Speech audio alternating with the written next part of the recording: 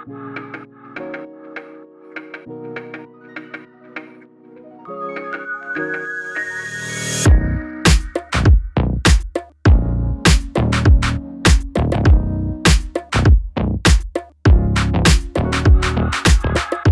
back to the third episode of a new podcast called Not the Same, where we bring you true stories of real people sharing their personal testimonies of transformation.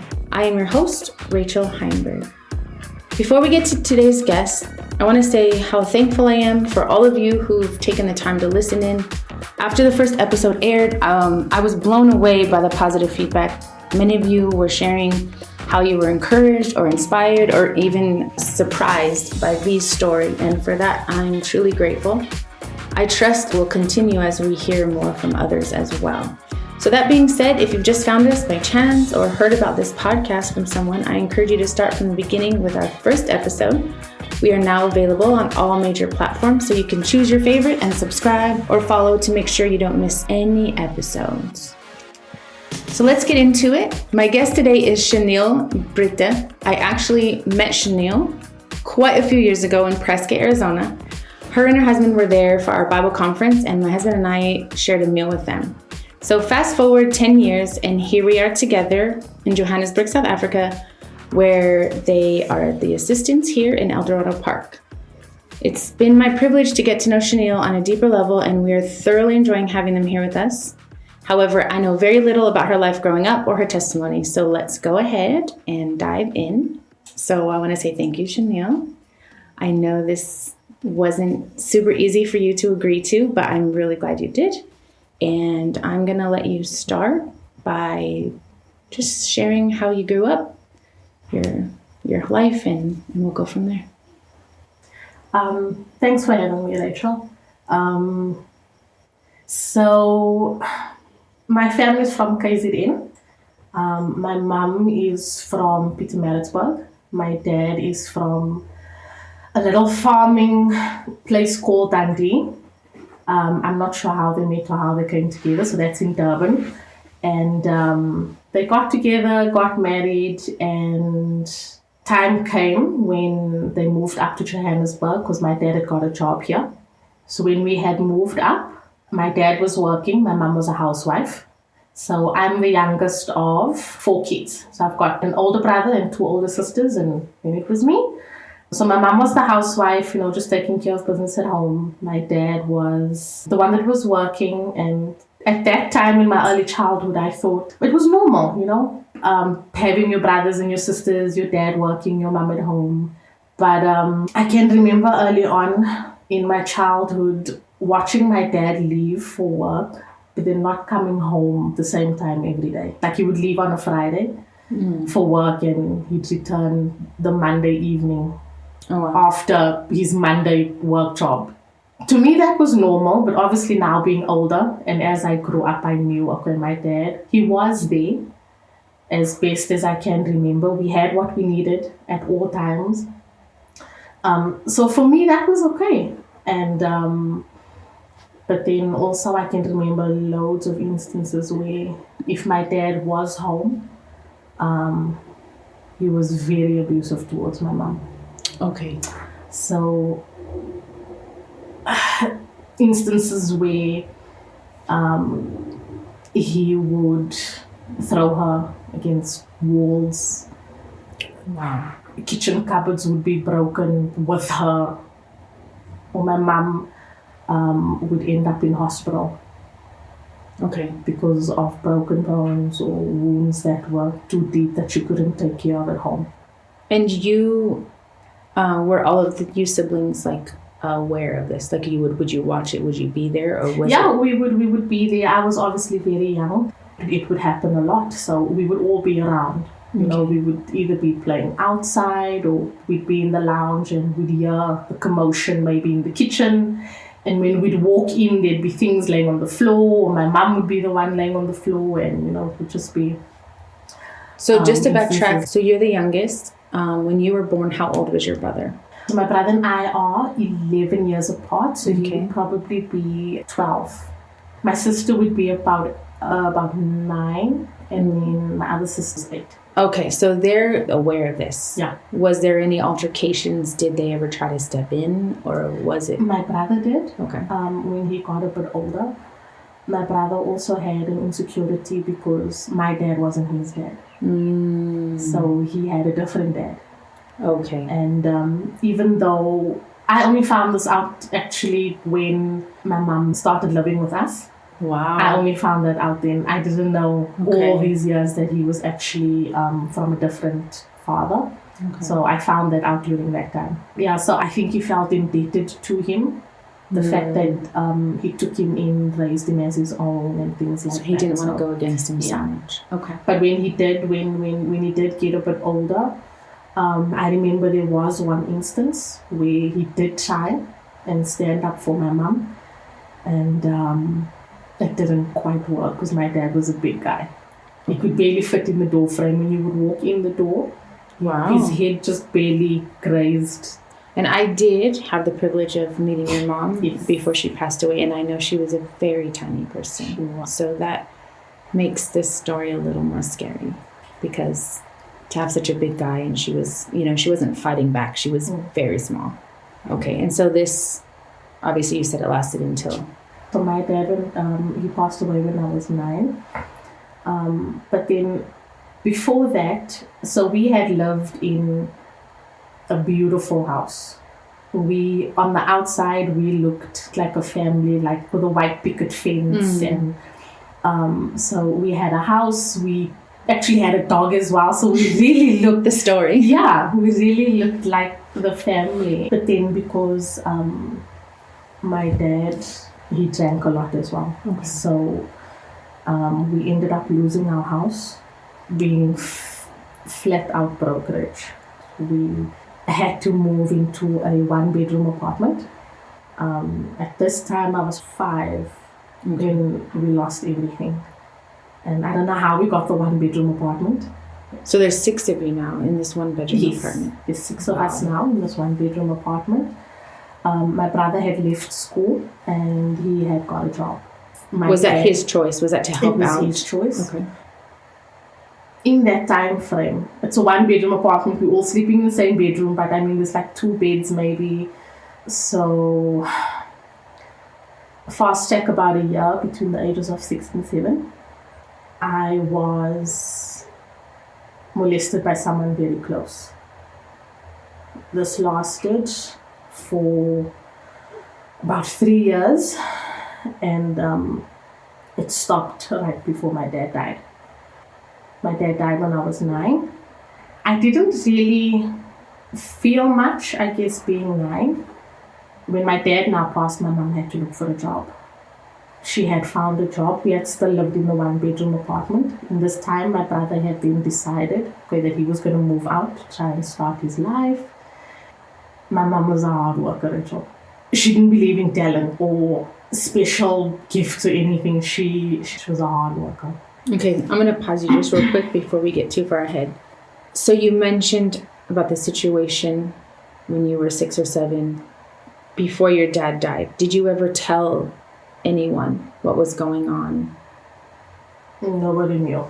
Nobody knew? Nobody knew. Okay. At that age, I didn't know that it wasn't normal. Yes. Being that young, whatever happens. You just think, okay, it's just part of growing up or whatever the case may be. Yeah. You do feel like the weirdness or the awkwardness because you do have a conscience, and your conscience tells you even at a young age that this is not supposed to happen.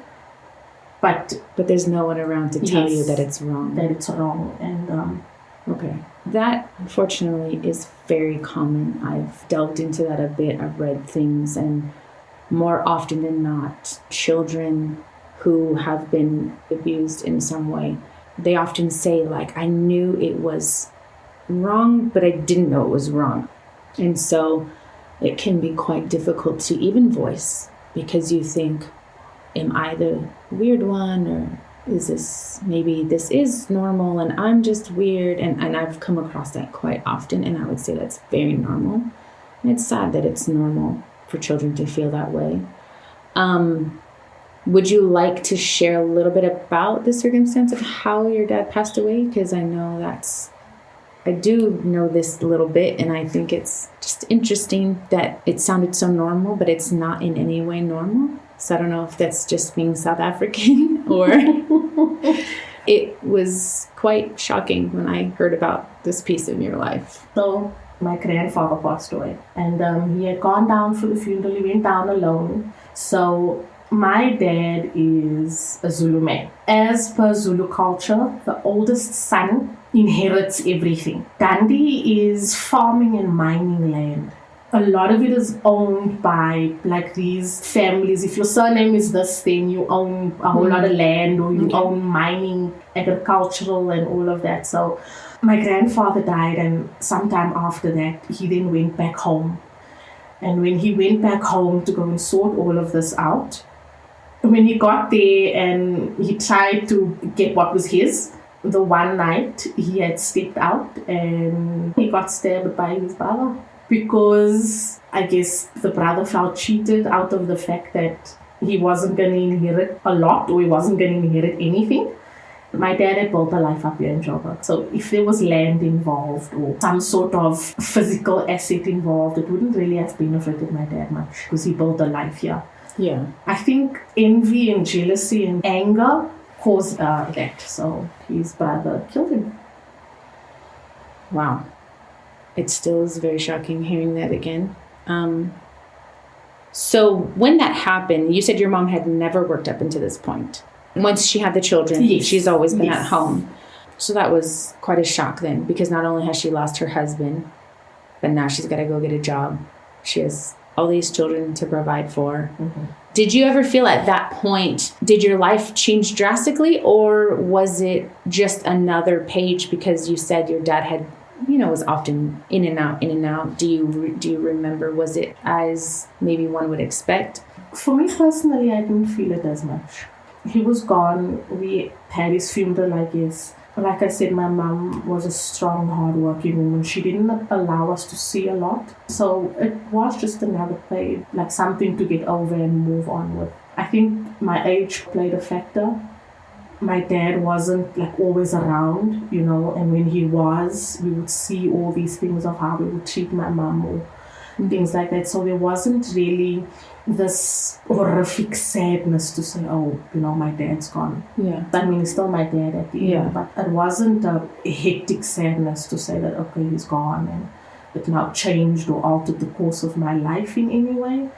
Obviously, it impacted me that much. To come maybe in the years later, but not at the moment. No, not at that moment, no. Okay, so then now your mom's working. You said your brother was working. Mm-hmm. So when we didn't stay very long in the one-bedroom apartment, okay, that was when we moved to a house that was up the road from where the Eldorado Park Church is. So we moved in there. I was probably between the ages of 10 and 11. Yeah, my brother, he left and got a job. He also got a girl pregnant. He had a baby on the way. So he moved back in with us. So everything was fine. There was nothing hectic that happened until he died when I was 12. Okay. I say 12, but 4 days before I turned 12, he died in a car accident. That changed a lot for me. Were you close with your brother? I was. As young as I was, he taught me to drive. I wasn't a very good driver, obviously. I was short. I was 11 years old, but he taught me to drive. He was just an awesome big brother. Because he was still working when we lacked at home. If anything we personally needed, we would go to him and tell him, listen, we need this. So my mom would go, and he would always try his best. So he filled that role for me. Hearing you say that, he probably made the transition of your dad passing easier because he was so much older. He did kind of fill that role in the sense of protector and provider, where I think if your brother hadn't been there, you would have maybe felt your dad's passing a bit more, and I would imagine your mom probably relied on him. My mom did. When we were in that time frame of, back then when my dad was alive, and my mom would pray. She sought God for herself. I would remember seeing her in the evenings or in the mornings reading these devotional books that she'd get them in the mail and she'd read them when we were in the house and our power would be cut off. So the TV wouldn't be on, obviously. And we'd sit and we'd read pages from these devotional books. Okay. But you were never by raised candlelight. in any religion? No, I wasn't raised in any religion. But Okay. I think when times got tough, She knew where my to go. mom knew where to turn. Okay. But at this point, when my brother died, she didn't believe that God loved her. And so when he died, she was still as strong as she was. But it did take a toll on her. It took a toll on all of us. My sisters, myself. Time went on. My mom tried her best for us, as she always did. So I was 12 when he died. And then fast forward 2 years. I'm 14 years old. Very isolated. Not many friends. I wouldn't say depressed or, things like that, but just a loner. I would sit outside on the pavement right outside my house. One of the guys that would go to the Potter's house would actually walk, I guess, to and from church. I would see him most days, and he would constantly invite me to church. Although I saw my mum pray in the earlier days of my childhood, we just never went to church. Mm-hmm. Was there any religion at all of any kind? None. Nothing. None. I didn't know what salvation was. I didn't know that existed. I knew there was church. I knew you go to church on a Sunday morning, but that's about it. But we never went. Okay. It got to a point where I thought, okay, I'm not going to sit inside my house to avoid this guy. So, okay, fine. I got the details at what time church service started to get him off my back, Rachel, so he could leave me alone. And I could tell him, okay, I went. It's not for me. Leave me alone now. Yes. So I told my mom, look, there's a church down the road. I'm going to go. I was 14. It was literally like halfway down the road. So she didn't mind me going. So yeah, I went, sat in the Sunday morning service. I don't know what he preached on.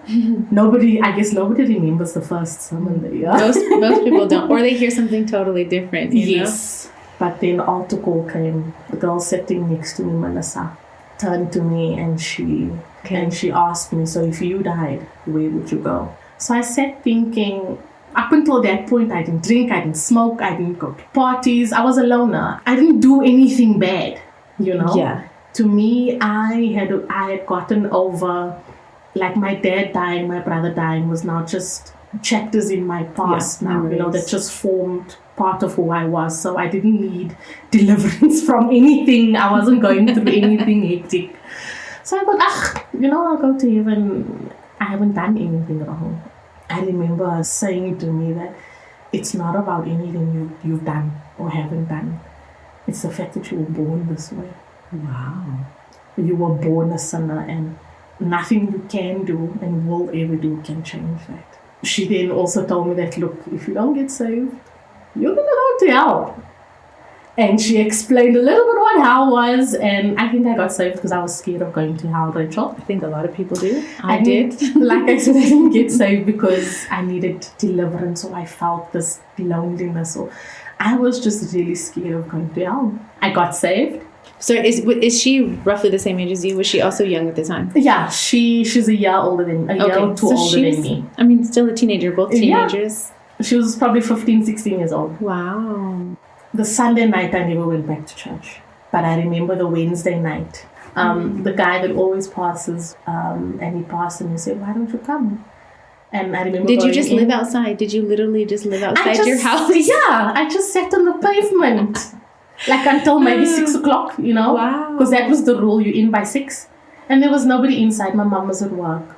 My sisters were, doing their own thing. So he just knew you were going to be there, and he was determined to get this girl in church.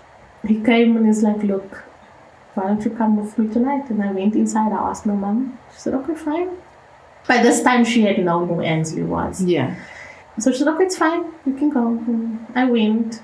Rachel, in all my years of being saved, I've only missed church services when I was either sick or I never missed a church service. From that Wednesday? Yeah. What changed, or what was it that made you stick, we could say? Because there had to be something, if you were to think back, what was it that made me want to go back? Because you said your life wasn't bad. It wasn't like you were running away from, horrible things at this point. So what was it?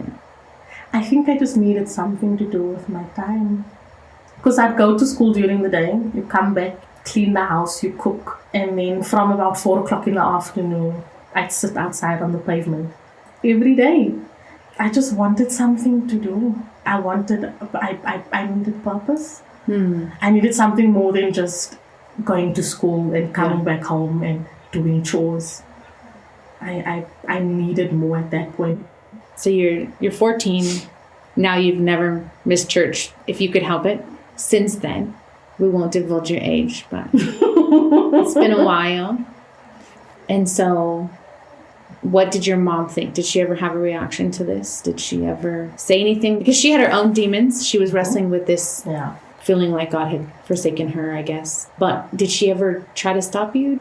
She never really tried to stop me. There was never an issue with me going to church. I think earlier on when I'd gotten saved, I came home and I remember telling my mom and my sisters.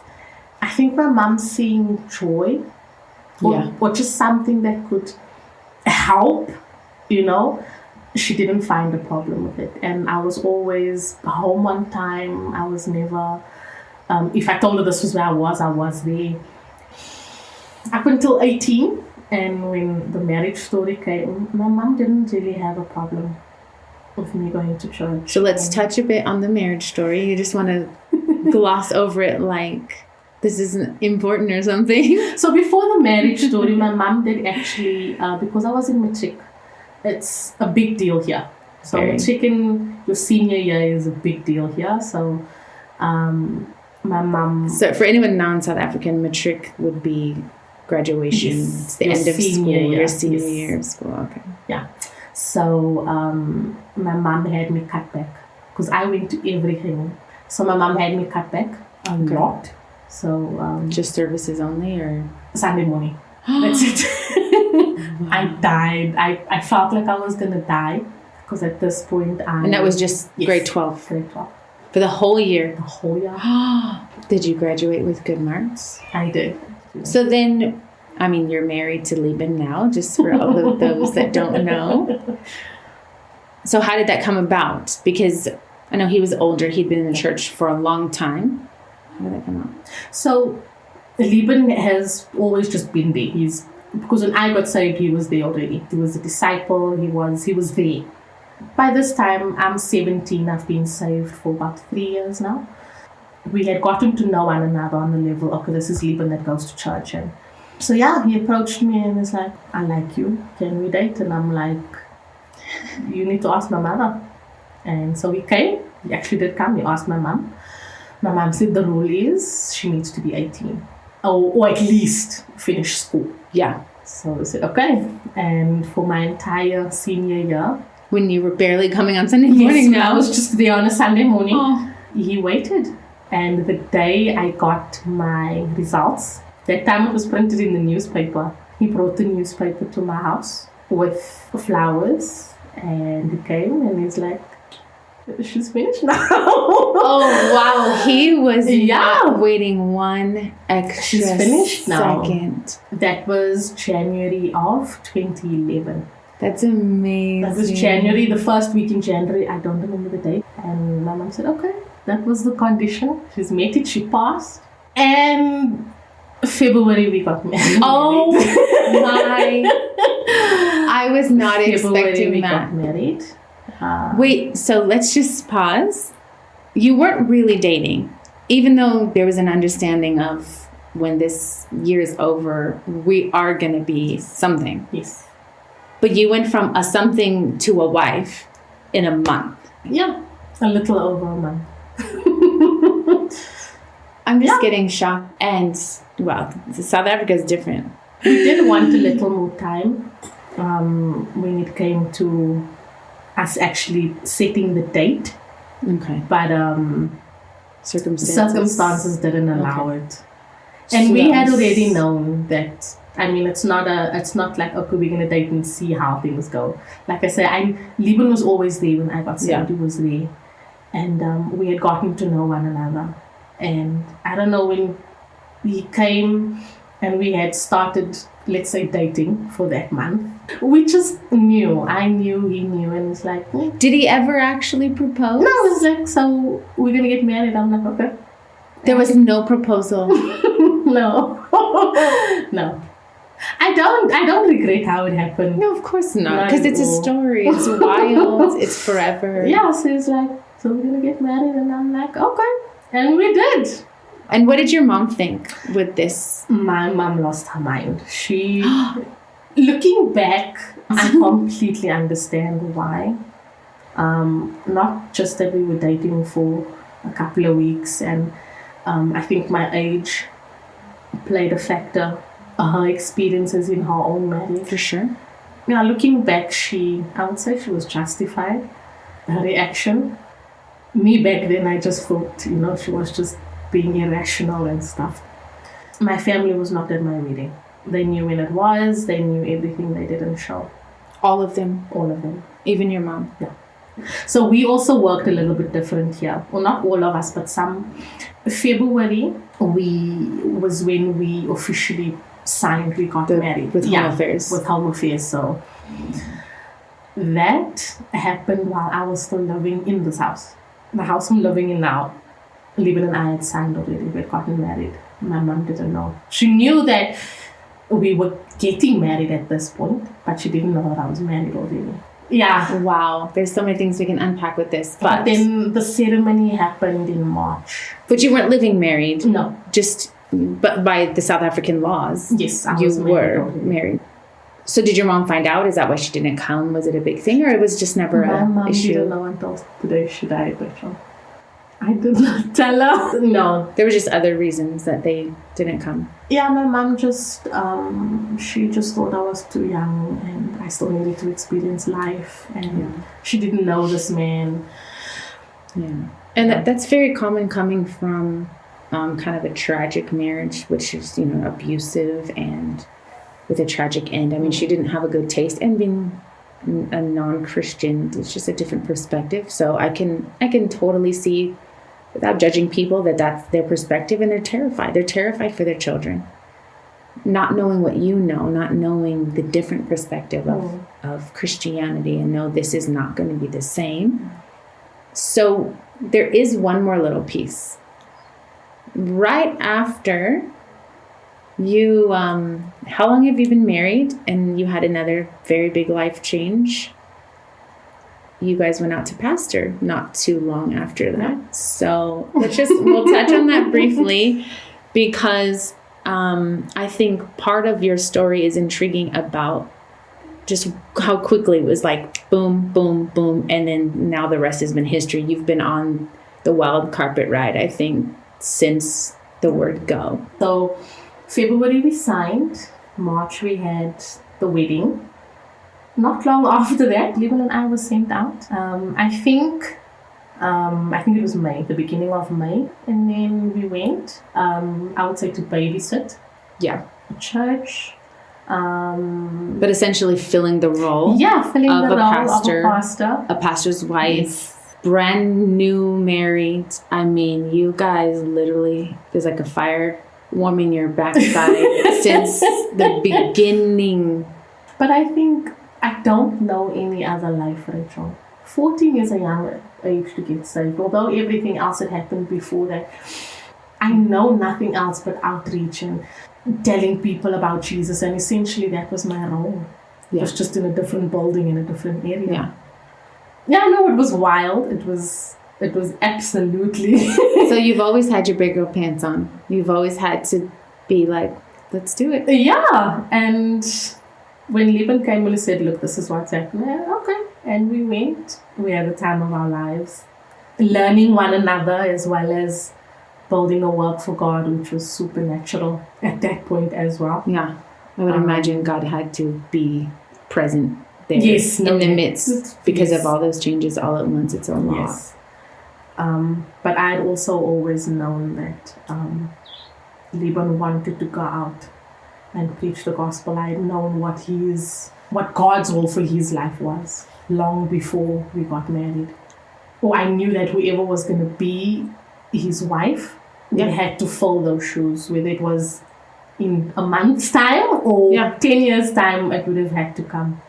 And that's great because you knew, you said your relationship was just like he had always been there, and not to delve too much back into Lindsay's story, but she also said with her and Craig, it was very much like they were just there. Yeah. And I know Lieben and Craig are best friends, shall we say. They were just always there, and I think that's great. You knew what you were getting into. You knew what was coming down the road. You didn't know when. Yeah. But I think that's remarkable. And I think what I personally can take away from this is that you were just a little girl living a life. I would say, unfortunately, it's probably pretty typical South African life of just, maybe with or without a dad, maybe some form of abuse of any kind going on in the home, tragedy. I mean, death, unfortunately, is part of South African living in more extensively than other places that I've lived.